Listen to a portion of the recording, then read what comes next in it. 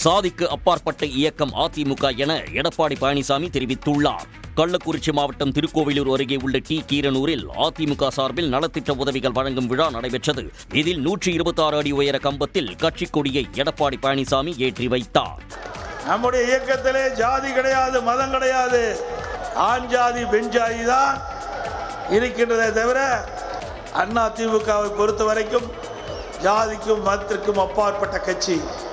இதனிடையே எடப்பாடி பழனிசாமி நிகழ்ச்சி மேடையில் பேசிக் கொண்டிருந்த போதே தொண்டர்கள் சாறை சாறையாக கலைந்து சென்றனர்.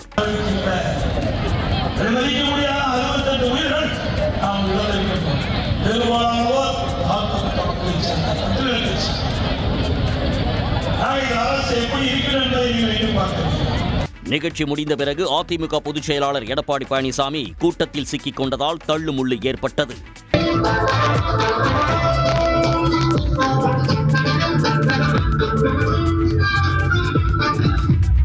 இந்த நிகழ்ச்சியில் சுமார் 5000 பேருக்கு நலத்திட்ட உதவிகள் வழங்கப்படும் என அறிவிக்கப்பட்டது.